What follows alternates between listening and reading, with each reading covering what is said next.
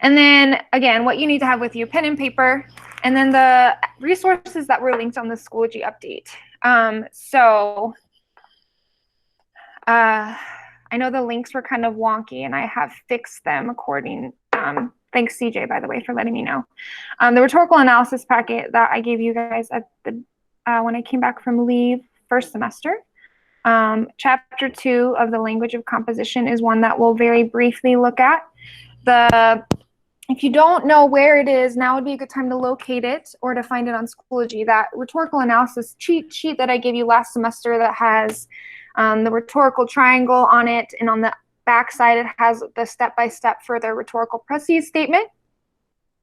And then today, I also posted this resource that is something that you can actually use on the exam this year. So definitely make sure that you familiarize yourself with this. We are going to talk about it at length when we get into the lesson. I'm going to give you guys just a couple minutes to kind of get access to any of the resources that you have now, so that when we get to the sort of like application of this lesson, you have what you need. And if you have questions or are not sure how to access it, you can go ahead and ask me.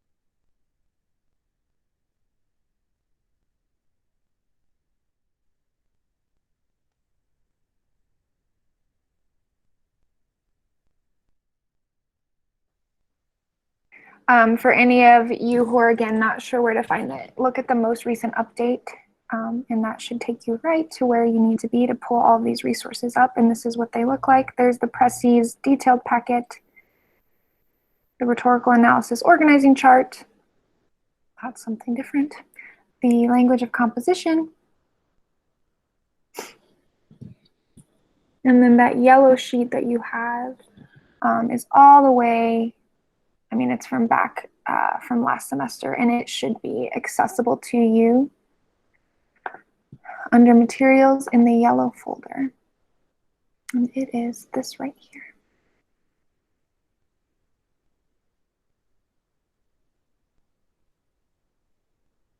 So if you're just joining us, this is where we're at. Hopefully you can see the screen. These are the resources that you need, and make sure you have a pen and paper.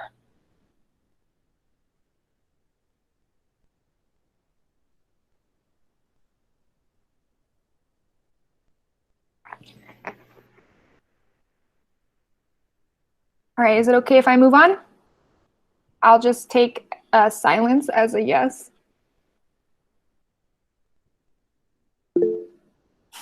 Thanks, Taylor. Okay.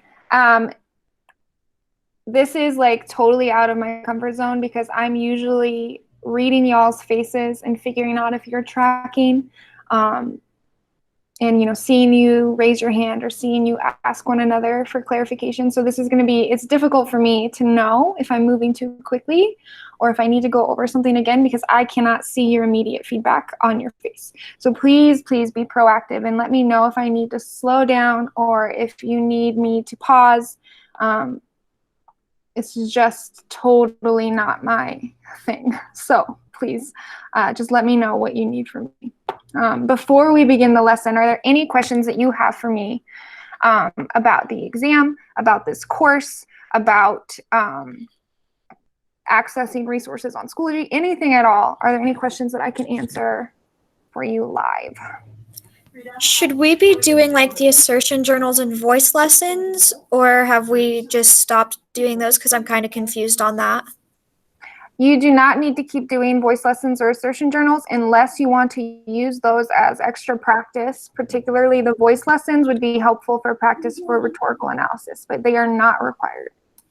Okay, and some of my other teachers have put links for everything you should have completed within the last few days. Do you think you'll do that so we know exactly what we should have done, or should we just keep reading your emails?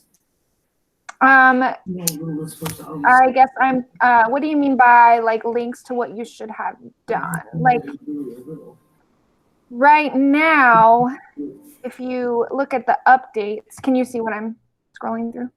Yeah, I can. Okay, good. All of the updates should have the assignments. There haven't really been that many assignments for this class other than the timed writes. So when we get into our next unit, that will probably be relevant. I'll be posting links and like due dates and stuff like that. But right now, most of the stuff I've been posting is either videos that are instructional content or, hey, by the way, we have a timed write today. Okay, yeah. So my teachers have, a few of them have made like a checklist to make sure that you're like on track, I guess is what I'm saying. Like one class we've had like 5 essays, so we made a checklist of all the essays, sorry, we should have finished before. So I was wondering if you do something like that as we move on with the units to make sure that we have everything done, or if you'll just keep emailing, I guess, if that's makes more sense. Yes, I mean, so, and we'll talk about this too, actually, if we have time.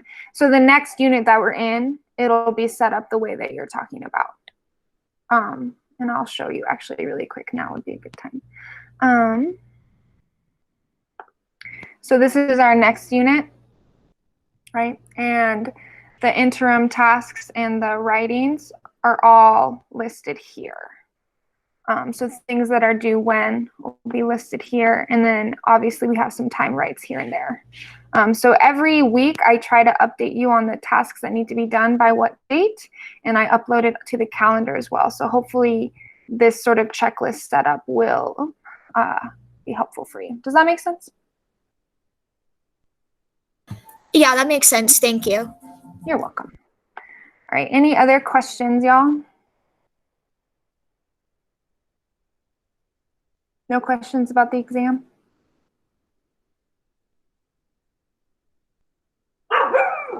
Sorry, those are my dogs barking. They're very loud. No questions about the exam at all? Thanks, Taylor. Like, we feel good about it? We know what to expect?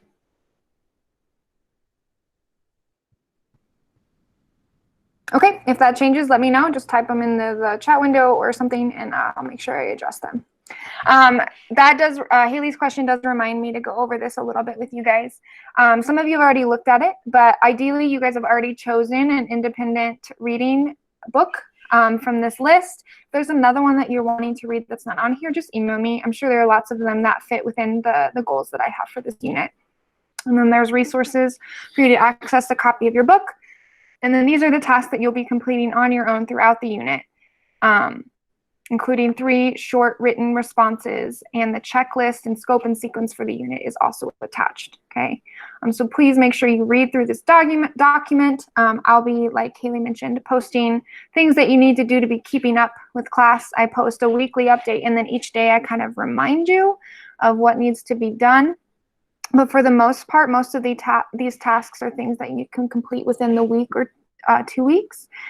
And then the timed writes are something separate. So the timed writes occur, for example, on Friday, you have one, and that's at a specific time during the day. And I'm flexible with that, but ideally you're meeting around 11-ish for 6th period and 1:30-ish for 8th period, so that you can get that timed write done in the time allotted on AP Classroom. So we are taking a closer look at rhetorical analysis because we know that is what's on the exam. In general, and we kind of already know this, but in general, the Q2 presents us with a passage of nonfiction prose about 600 to 800 words, so it's pretty short. And you're asked to write an essay that analyzes the writer's rhetorical choices. And this is the sort of skill set that the College Board is looking for. Okay, so respond to the prompt with a thesis that analyzes rhetorical choices, using evidence to support your line of reasoning, explain how the evidence supports your line of reasoning, so that's evidence and commentary on the rubric, and then demonstrating an understanding of the rhetorical situation. And we know that the rhetorical situation is that triangle that we practiced all throughout first semester. And then obviously language usage, appropriate grammar, and punctuation. Okay. Simply put, your job is to explain what the writer says and how the writer says it using purpose-driven analysis, okay? And that's the biggest error we may see. A lot of us want to just list the devices that are used and move on, but your analysis should be purpose-driven, which is what we've been working on and practicing throughout the whole year. Your focus is the meaning and the purpose of the text, and the secondary thing that you explore are the devices and the how. The prompt itself, this is essentially how it's broken down. And we've seen these before, but I want to sort of step-by-step break down what you're going to see. No matter what year it is, the prompt generally follows this particular formula. So the one that we're going to be working on today is different, but this is a sample question. It's the Madeleine Albright prompt. So in 1997, then United States Secretary of State Madeleine Albright gave the commencement speech to the graduating class of Mount Holyoke College, a women's college in Massachusetts. Read the passage carefully, write an essay that analyzes the rhetorical choices Albright makes to convey her message that perseverance can make a difference. The anatomy of the prompt for Q2 is right here. So the text that's in italics here varies depending on the passage, but essentially this is what we've got. The first part of the prompt is always going to be background on the rhetorical situation. So that place is ripe for analysis, right? We want to look very carefully at that because we're given insight to the speaker, the occasion, and the subject of the particular piece of rhetoric that we're reading. Then it's followed by read the passage carefully and write an essay that analyzes the rhetorical choices that the writer speaker makes to, and then we're given a purpose verb, and then we're given a genre or a further purpose word about the text itself, right? So in this particular case, we are looking at a speech. It's a commencement speech to a graduating class, and she's conveying a particular message. She may not be then making an argument, right? She's conveying a message. So that affects our analysis of it. So our first step when we talk about the Q2 is definitely dissecting the prompt. Are we tracking so far? Are there any questions thus far?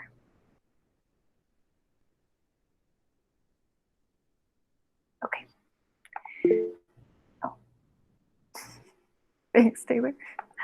Okay. Steps to success. Oh, this got moved. So this is in light of like when we have the text in front of us to write. So obviously we have been practicing annotating on paper from day one. Ms. Farling had you guys practicing that. When I came back, I was like, yep, we're gonna keep annotating the crap out of things. And now we know that this year it's provided digitally, okay? However, the things that you wanna pay attention to are still the same, okay? So like, you would underline things and circle interesting words and star things that stick out to you that seem to be deliberate choices from the author or whatever, okay? You're going to emulate that same strategy. You're still going to paraphrase and make sense of the language, understand and chunk the text into movements like we've talked about, but you're going to be doing it in a different way because the text is going to be digital. While there are tools available, allegedly, for you to annotate the text digitally. If you're like me, that just ain't it. That doesn't suffice. I don't do very well at annotating a text digitally. So this was shared with me by this same AP teacher who shared this PowerPoint with me that I adapted for you guys. This digital resource is going to be the place for you to take some notes and annotate. So what I suggest, and what a lot of other AP Lang teachers are suggesting for the context of this exam this year, is that you take notes on a separate sheet of paper and note the line numbers as best you can. It's not the best way for us to do it. Obviously, if there the tools on the digital exam that you have access to has highlighting tools and stuff, use those. But take more annotations on a separate sheet of paper, which is where this particular resource, I think, is really helpful. I would print this out if you can. And it basically covers every aspect of the rhetorical situation, okay? So type of discourse. So for example, the Madeleine Albright prompt is a speech, so we check mark speech. That affects our understanding of the rhetorical situation and thus our analysis. We read the text and we're like, okay, like this is the purpose. It is to praise or honor the graduating class of Mount Holyoke College. The main subject is blah, okay? Context and history. This is all of that rhetorical situation. And then tone. The nice thing is it gives you some sample tone words, right? And the good news is you can use this on the exam because it is open note. So then the formula for an introduction and the open thesis, this is similar to the Précis, okay? So if this one makes more sense to you than the Précis statement does, by all means use it. But this right here is where I would suggest we fall back on the Précis that we have been practicing forever and right now, okay?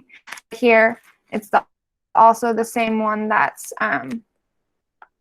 gosh, I don't even know where it went, but it's the same one on that yellow sheet, okay? And then you can choose either a chronological analysis structure, so this is the outline, or you can choose, oh, actually, I took away the other option. I want you to do chronological analysis because that's the best way to do it. So this gives you literally so much scaffolding. It gives you some rhetorically active verbs. It gives you transition words. This is going to be your save grace. It even gives you an example intro and open thesis, which is similar to the Précis, but a little bit less structured. And it even gives you verbs that you can use to write. Okay, this is going to save you. Obviously, you don't want to spend 20 minutes filling out this chart, but it gives you a place to go when you don't know where to start. And since you can't annotate, this is a helpful tool for you. Any questions on that particular resource?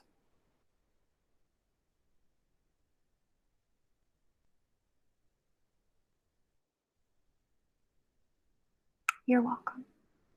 I wish I could take credit for it, but it wasn't me.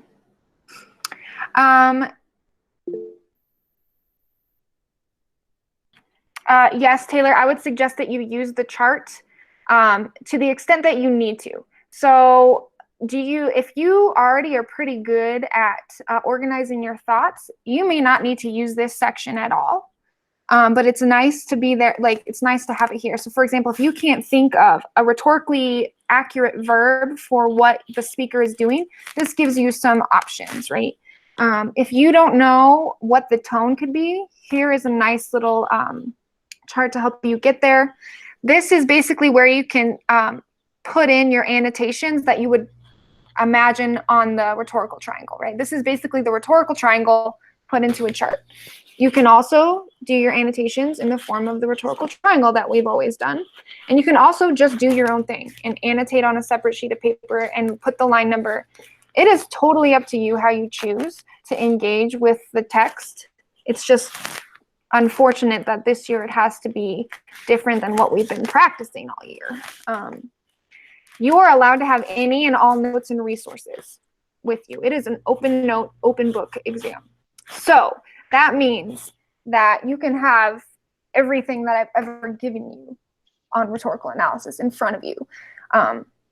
So what I would challenge you guys to do is between now and, the week of May 20th, start thinking about the resources that you know you will need so that you only have the ones that are relevant to you. And you can easily grab them, print them off, whatever, so that as you're typing your response, you have everything you need. Absolutely use the rhetorical triangle if that's what you want to do. Again, like I said, when we were meeting in class together. You probably don't have time to fill out the whole rhetorical triangle, but it definitely gives you the structure that you need in order to answer the Q2 well. Any other questions? Do we actually, sorry, do we actually have that sheet, or is that just online that you just put on there? It was just put on there online because I just got it. So if you don't have access to a printer, like me, we never have ink. You could probably replicate it in your notes if you wanted to, or I mean, you could have it. Maybe this is I'm nervous about this, but you could maybe pull it up on your phone while you're doing your writing on the exam on a computer. Does that make sense? Right. I mean, I do have a printer. I just didn't know if we actually had that sheet beforehand, like we had it in class, or if it was just on here. So thank you for answering that. No, you're welcome. I'm gonna move on. So here's what we're gonna do. This is basically a quick video, and I just want you guys, we're getting back in the swing of things. Write down your responses in your notes or on a separate document. What do we notice about Dr. I think it's Fossey. I could be mispronouncing that, but whatever. The doc statement, and what is your first impression of his rhetoric? We're kind of getting our brains back into the context of rhetorical analysis. So I'm going to play the video. Your job is just to jot down some notes that you notice as you watch his speech and his comments on COVID-19. What do we notice, and what is your first impression? Hopefully this works. The link is broken. Of course that does. So please hold.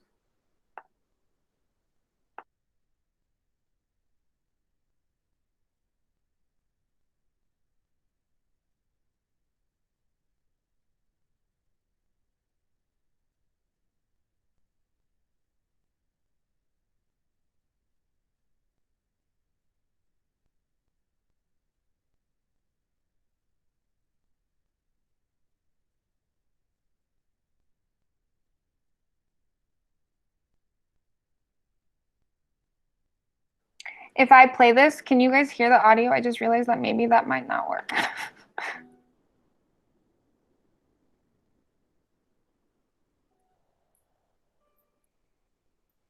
We have already started at the NIH and with many of our collaborators on the developing of a vaccine. Right now that's being prepared. I anticipate with some cautious optimism that we will be in a phase 1 trial within the next 3 months. Going into a phase 1 trial does not mean that you have a vaccine that's ready for deployment. It will take 3 months to get into the trial, 3 months to get safety and immunogenicity data, and then you move into phase 2. What we do from that point on will be determined by what those months. Remember, we made a phase 1 trial with SARS, and we never had to use a vaccine. But nonetheless, we are proceeding as if we will have to deploy a vaccine. In other words, we're looking at the worst scenario, that this becomes a bigger outbreak. One of the things that can be done, it's certainly not the total solution to the problem, is to force, if not cancel, anything that's elective.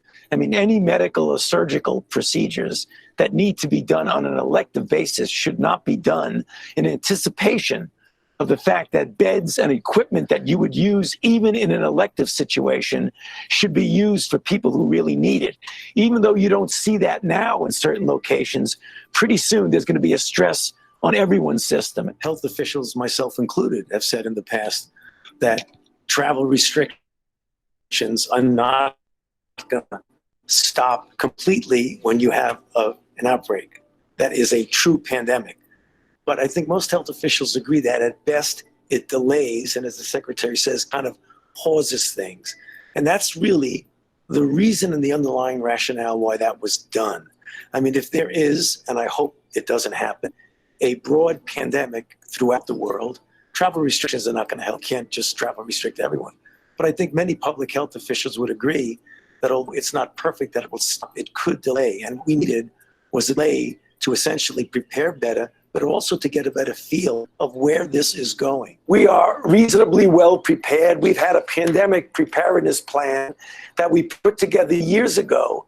And what the CDC was talking about is taking the process from containment to mitigation. And mitigation means to be prepared to do things that would slow down the spread if we had an influx of infections, such as closing schools, social distancing, teleworking, and things like that. We need to start thinking about that now, even though it isn't absolutely necessary to implement it now. The impact on the rest of the world is still a work in progress. We've seen over the last couple of weeks that other countries like Japan, Korea, Italy, Iran are starting to have community-based transmissions where you have sustained transmission from person to person. That becomes a big threat for the rest of the world, because if in fact it evolves into a pandemic, then every country, including the United States, is going to get impacted. We're dealing with clearly an emerging infectious disease that has now reached outbreak proportions and likely pandemic proportions. If you look at, by multiple definitions of what a pandemic is, the fact is this is multiple sustained transmissions of a highly infectious agent in multiple regions of the globe. The fatality rate is, of course, controversial because WHO just announced that they think it's 3.4%. You've been, I think, quoted in New England Journal of Medicine a few days ago and said, well, it's probably less than 1%. No. Is that, where do you Okay, think it's going to end up? Because we don't know the denominator. But right? You said it, sir. If you look at the cases that have come to the attention of the medical authorities in China, and you just do the math is about 2%. If you look at certain age groups, certain risk groups, the fatality is much higher. But as a group, it's going to depend completely on what the factor of asymptomatic cases are. So if you have asymptomatic cases that are a lot, it's going to come down. What we're hearing right now on a recent call from the WHO this morning is that there aren't as many asymptomatic cases as we think, which made them elevate, I think, what their mortality is.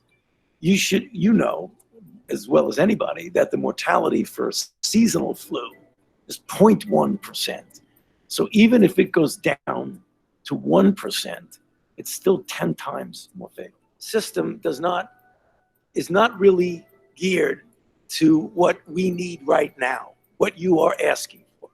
That is a failing. And a failing, yes. It is a failing. I mean, let's admit it. The fact is, the way the system was set up is that the public health component that Dr. Redfield was talking about was a system where you put it out there in the public and a physician asks for it and you get it. The idea of anybody getting it easily, the way people in other countries are doing it, we're not set up for that. Do I think we should be? Yes, but we're not. Early on, we weren't in the situation where we could actually get the tests out in a broad way.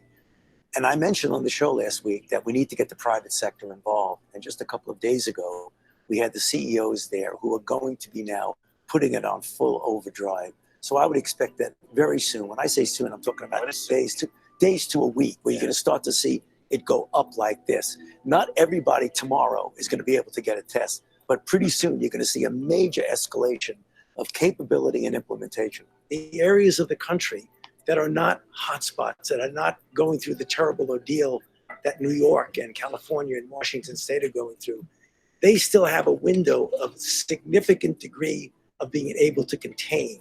In other words, when you test, you find somebody, you isolate them, you get them out of circulation, and you do the contact tracing. When you have a big outbreak, it's tough to do anything but mitigation. We have an opportunity now that we have the availability of testing to do that. So you're going to be hearing more about how we can inform where we're going, particularly because we have the ability to test. What we're starting to see now in the Southern Hemisphere, in Southern Africa, and in the Southern Hemisphere countries is that we're having cases that are appearing as they go into their winter season. And if, in fact, they have a substantial outbreak, it will be inevitable that we need to be prepared that we'll get a cycle around the second time. What does that mean for us and what we're doing? It totally emphasizes the need to do what we're doing in developing a vaccine, testing it quickly, and trying to get it ready so that we'll have a vaccine available for that next cycle.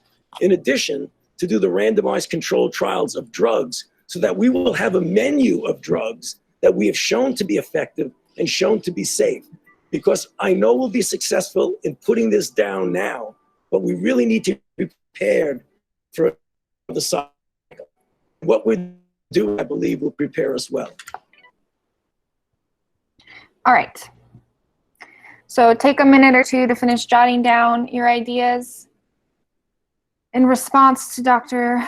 Fossey. Again, don't know if I'm pronouncing his name right. And basically what you're doing is you're responding to the progression of his rhetoric and the tone of his rhetoric from January to March. I'm going to set the timer for just a couple more minutes.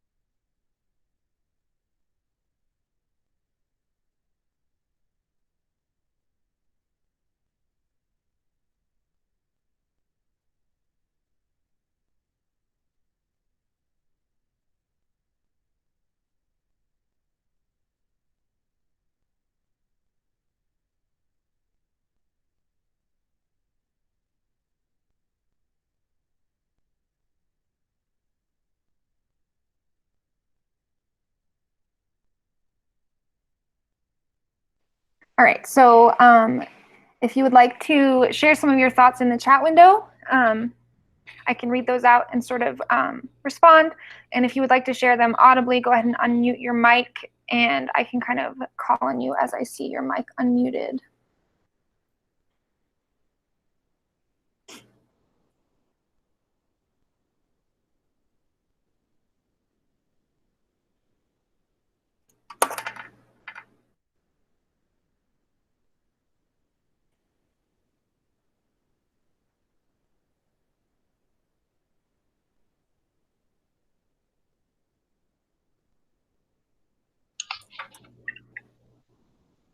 Yeah, CJ?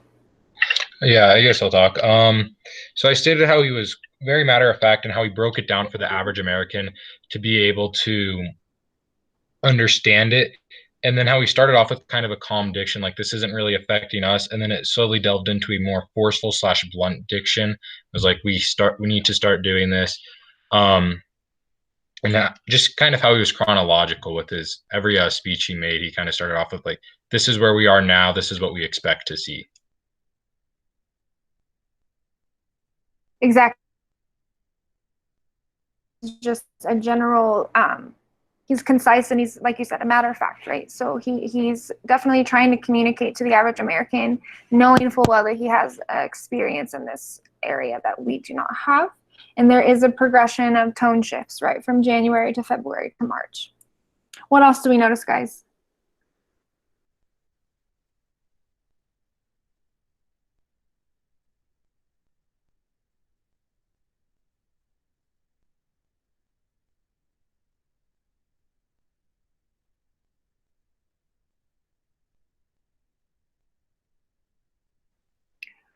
What would you say is his tone during his January comments? And CJ touched on this, but let's spend some more time there.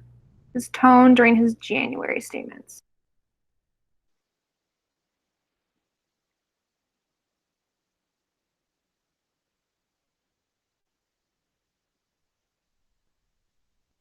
Go ahead, Josh. Sorry, I was muted. You're good. It's like in like January, it's like a little bit more nonchalant. Like he recognized that there's a problem, but he's like kind of just communicating that it's like, hey, this does exist, but you know, it shouldn't be much of a problem to us and we'll be fine. And like CJ said, as it kind of went on, he's kind of pressing more the fact that it's like, hey, not only is this real, but now it's like seriously affecting us. So things are being done, but it's not just us who need to do it. It's like it's the entire American population and everyone in the world needs to, pitch in and do what they can in order to stop, delay, or find a solution to the problem. Good. I mean, yeah, I would say that his tone in January was very, like, I don't know, suggestive. Like, hey, we should be doing this, And then March is now kind of like, oh, we probably, like, actually should have been doing this or something like that. So. Good. I think you guys are both right. January, some of the things that I wrote down is optimistic but cautious. Controlled and serene, like he's trying to sort of put on this front of like, look, like this is all if, it's hypothetical, we don't know if it's going to happen. February, there's a subtle shift. He seems more uncertain, but he still seems to be advocating like, look, there's nothing to worry about. He still uses if in the context of about a pandemic happening. He still uses if. And then in March, he's no longer saying if, he's saying that it's happening. And he's urgent. He seems frustrated with the medical system and the infrastructure that's in place. And he's not beating around the bush anymore. In some of the clips, he's cutting off the people who are asking questions because he's trying to get to the heart of the facts and the data that he has. And so we definitely see a succession, right, in the tone. It's becoming more urgent. My next follow-up question then would be, what are the purposes of the tones in each of those 3 months? Why did he start January with such a nonchalant tone? And why does that tone shift so dramatically once we hit March? What is the rhetorical purpose? Well, I feel like, I don't know. Maybe I would say, like, because of the situation, like, people were freaking out at first because of COVID-19, and I don't think he wanted to have a very, like, urgent-based tone because people thought that it would maybe, like, blow over or something, but it actually, like, hasn't been. So I feel like he had a suggestive tone at first because he was trying not to get people to freak out or something like that. And I also think. So he was looking. Oh, go well, ahead. I also think, like, in March, because he had an urgent tone, is because they've gotten more facts and data, and it was saying stuff that's like, it's not really going the way that we thought it would. So, I don't know. Yeah, that's good. So what you basically touched on is the rhetorical situation changed. The facts and data that he had changed. So he had to change the tone in response. Josh, did you want to add to that? Yeah. So,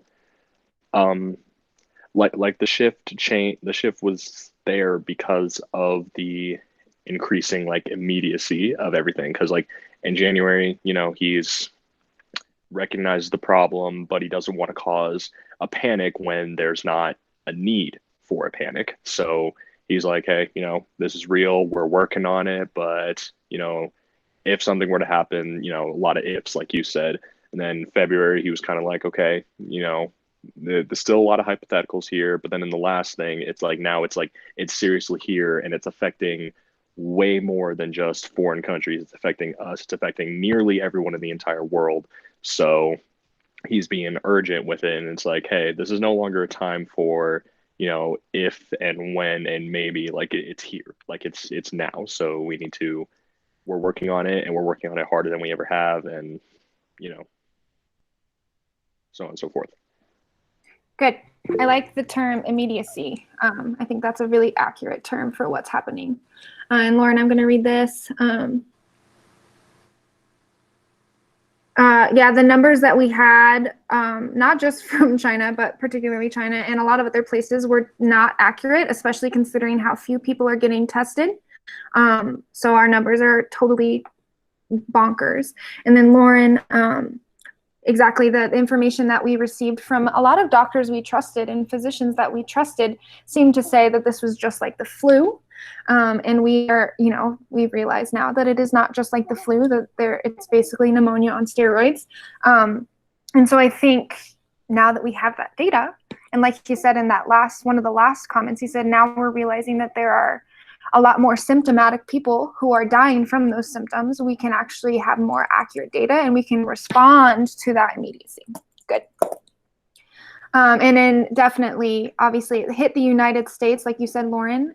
February to March is when we started getting affected. So of course, that's when we're like, oh, this is important. We should consider this, right? Because we started realizing that it was on our shores as much, more than perhaps we thought it was. Okay. So, Taylor.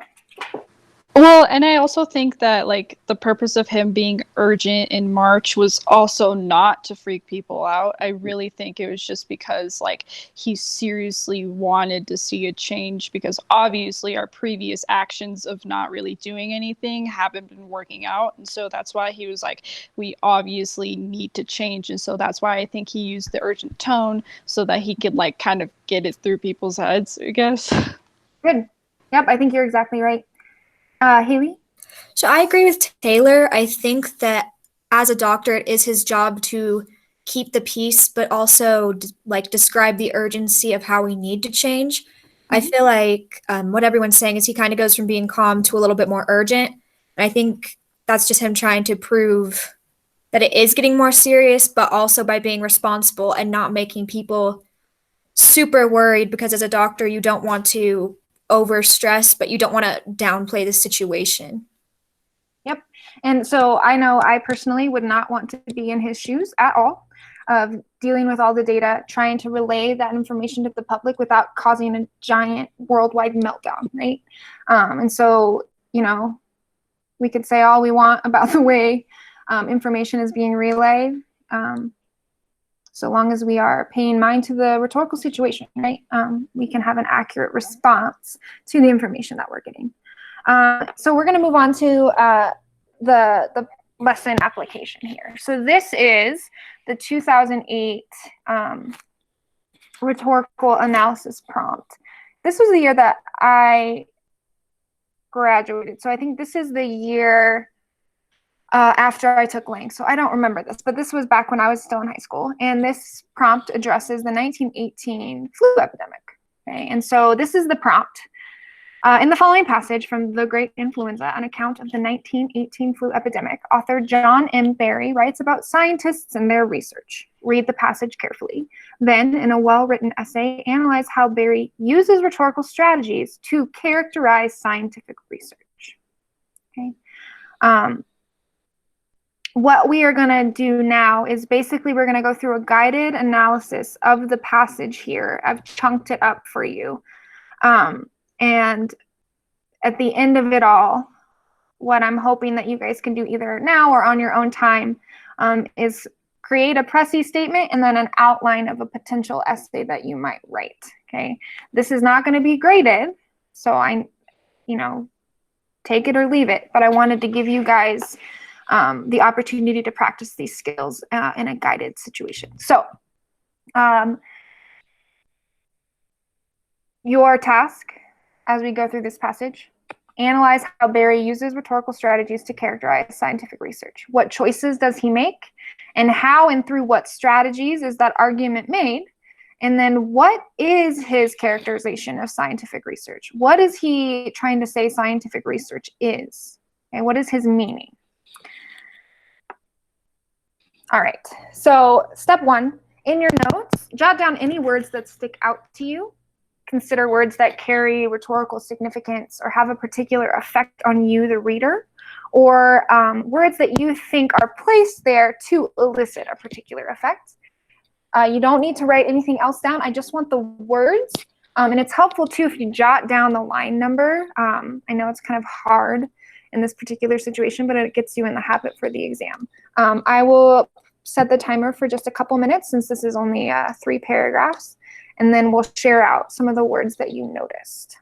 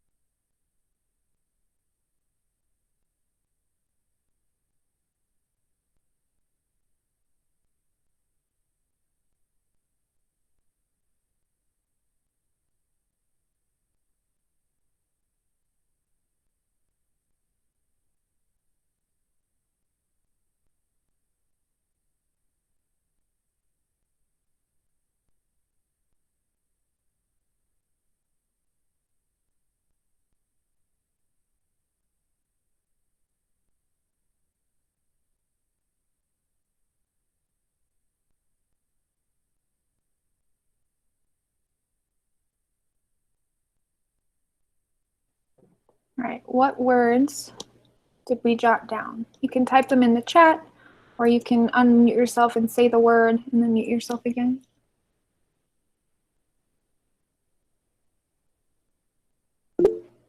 Strength, self-sufficiency, good. I guess I kind of didn't follow the rules.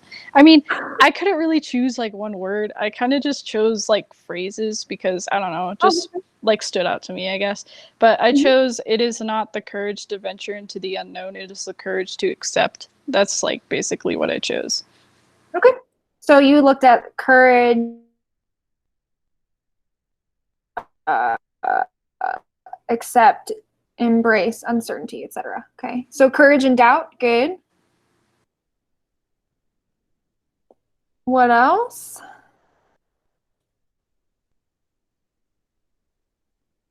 I noticed forcefully and aggressively in conjunction with the scientist. Okay, so that's line 19. Ultimately, a scientist has nothing to believe, ... to move forcefully and aggressively. Okay, so the first thing, like if I were writing on this, right, I'd circle certainty and uncertainty because the opening here is creating a tension between these two things, two abstract things. And there's a parallel structure, right? So certainty gives something upon which to lean. Uncertainty creates strength. Uncertainty makes one tentative, if not fearful, right? So they're setting up a cause and effect relationship using parallel structure.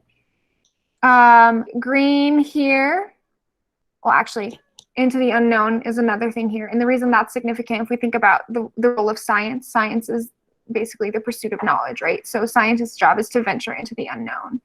And then there's a green underlined portion here. These are the attributes that scientists need. So he is moving into a definition of what a scientist is and what, if you are a scientist, what traits you should possess.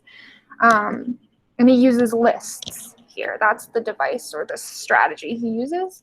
And then there is an allusion to Einstein.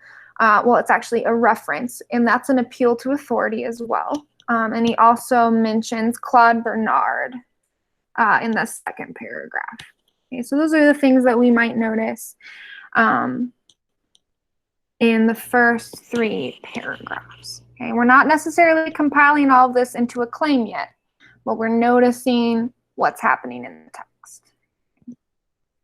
The next step, lines 23 through 35. Put this into your own words. I'm going to set the timer for a couple minutes. It does not need to be this long. Basically, what you're doing is, as concisely as possible, paraphrasing the main idea of this particular paragraph. I'll set the timer for a couple minutes, and you can go ahead and jot this down in your notes.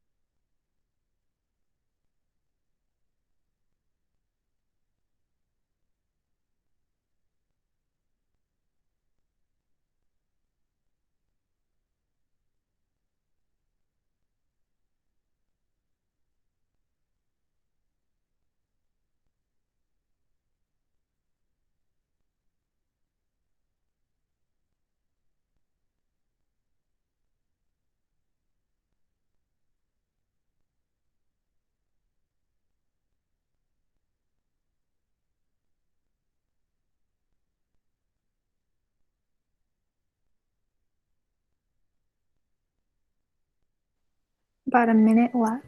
1 minute.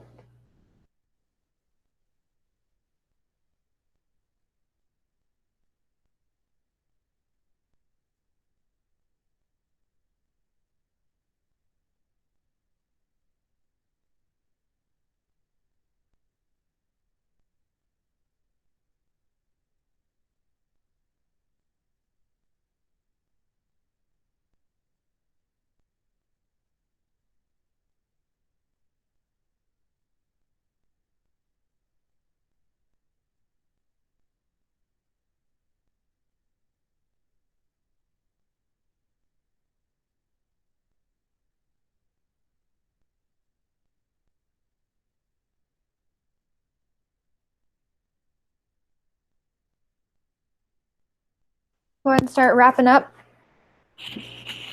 And then if you are done, you can go ahead and type your paraphrase in the chat, or you can unmute your mic and share kind of what you came up with.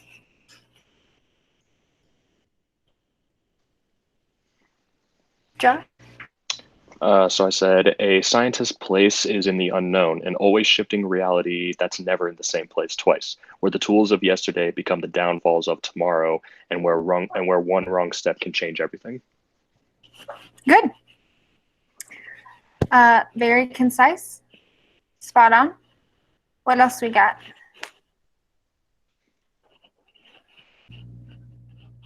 We all yield to Joshua's paraphrase.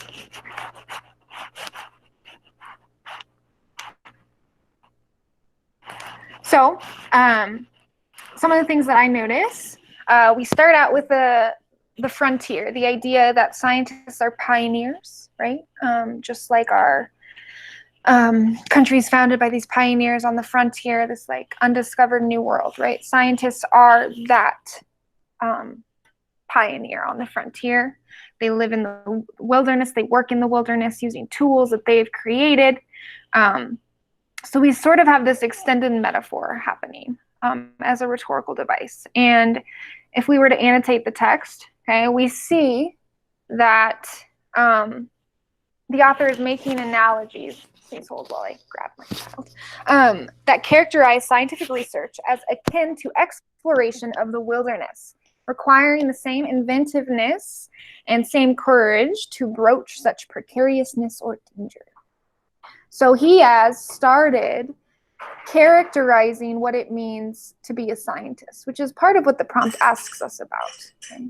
Then we see that there's an allusion to Alice in Wonderland, okay? Which is through the looking glass right here. That's from the text, Alice in Wonderland and Through the Looking Glass. And in general, I don't know if you guys have seen the cartoon Alice in Wonderland or the real, what's the live action. But it's crazy, unpredictable, chaotic. It's hard to know what's real and what isn't. So he's creating this situation in which the scientist is at the mercy of the wilderness around him. Is that tracking so far? Are we all following along? Oh, and Todd, I just saw you're all scientists deal with the unknown. There's nothing in place to help guide scientists in the unknown. Good. They are forging their own paths.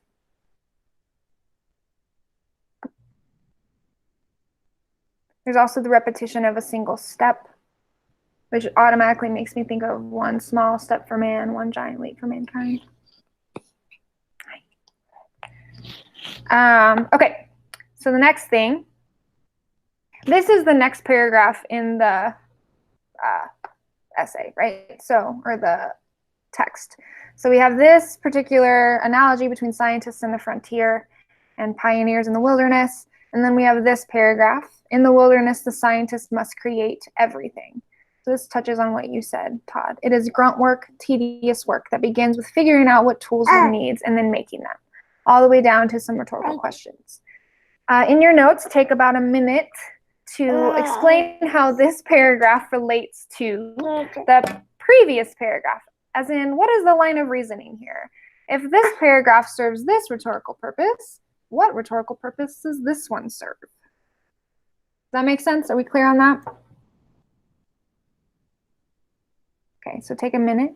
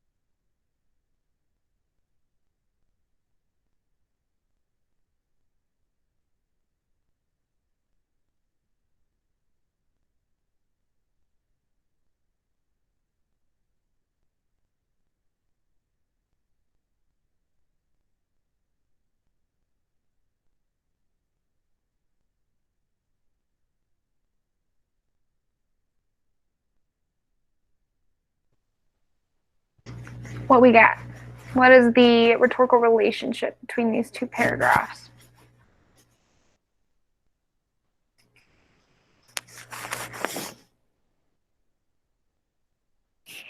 As always, you can type it or you can speak it. Yeah, CJ. I said that the last one kind of developed like what a scientist is, and this one kind of shows how hard it is to be a true scientist and like, you know, handle something like this. Good. So this is the first paragraph is kind of the like concept, and then the second paragraph is the more like what it looks like in the practical sense. Yeah. Okay. Good. What else we got?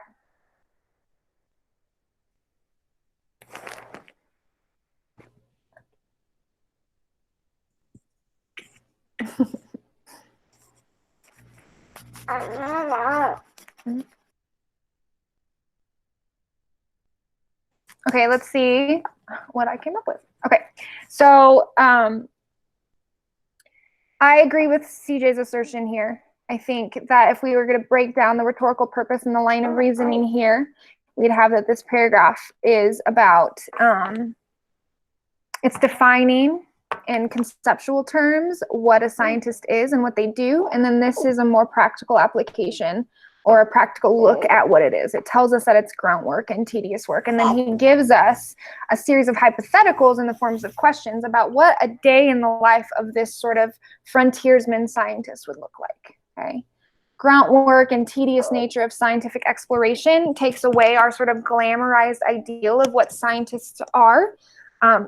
Their hands are getting dirty, right? They're digging into this inquiry process. We think of them as maybe like highfalutin academics, but more than that, they're doing grunt work. They're doing tedious work. They're working with the minutia down to the building blocks and the constituents of a rock, right? And how water affects that rock. And then this mundane example is supposed to emphasize that it's not all glamorous, right? So they're not all in these fancy laboratories doing these fancy experiments. They're literally out in the wilderness looking at rocks and breaking them down and observing them, okay? Next task, and this is the last one. These last two paragraphs, lines 49 through 68, how are these final paragraphs developed? Okay. If you guys remember, when we've done multiple choice questions, some of the questions that I'm asking you, according to this passage, are kind of questions that you would see on the multiple choice. So what you're seeing is that rhetorical analysis and the multiple choice questions are assessing the same skills. So that's neither here nor there. Just figured I'd add that in. Go ahead and read these last two paragraphs and jot down some notes about how these final paragraphs are developed. And then we'll move on to the next and final task.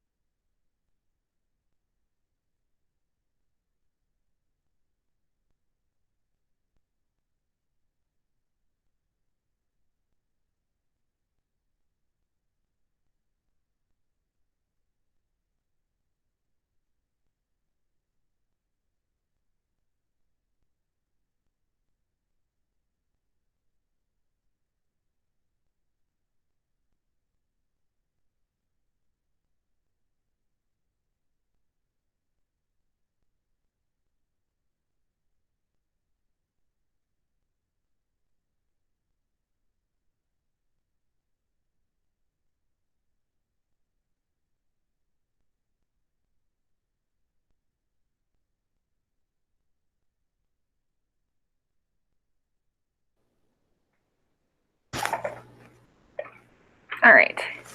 So when we look at the patterns of development of these two paragraphs, what we see is success versus failure. Okay, so in the first paragraph, this is what we notice. Paved roads, the path is laid, the pioneer, which has a positive connotation. Okay. It explains what happens when the scientist is successful. He makes it easier for others to follow.